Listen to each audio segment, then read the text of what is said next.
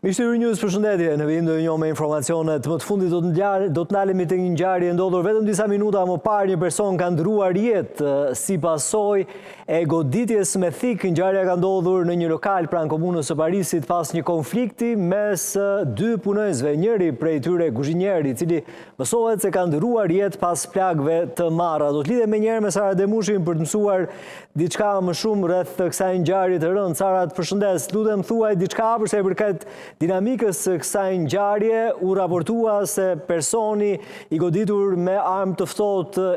ishte i plagosur, ndërkohë më konfirmon është ndarë nga jeta në momentin që flasim? Të përshëndes Ilir, në këto momente kemi edhe reagimin zyrtar të policisë, ku në fakt aty sqarohet më konkretisht se përket të gjithë dinamikës së kësaj ngjarje, ku rreth orës 15:30 minuta në zonën e komunës së Parisit, në ambientet e një lokali, shtetasi është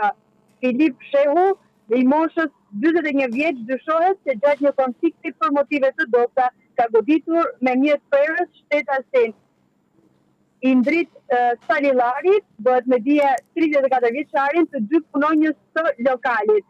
Si pasojë e goditjes, 34 vjeçari ka humbur jetën në spital për shkak të plagëve të marra gjatë këtij konflikti të regjistruar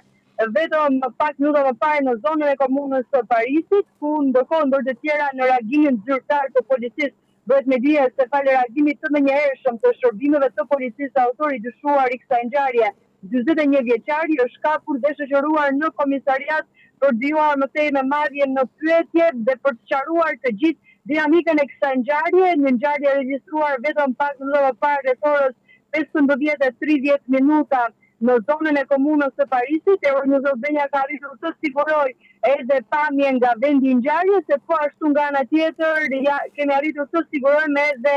pamje nga momenti i arrestimit të autorit të kësaj ngjarje, pra 41 vjeçarit, i cili ka goditur me mjet prerës fik 34 vjeçarin. Në këtë moment jeni duke parë edhe pamjet nga vendi i ngjarjes, ku gjatë këtij konflikti për cilën ende nuk janë të qarta rrethanat e kësaj ngjarje të regjistruar ditën e sotme, por duke referuar gjithnjë reagimit zyrtar të policisë, të dhënë vetëm pak minuta më parë, bëhet me dije për një konflikt për motive të dobta. Siç e theksova edhe më herët, Ilir,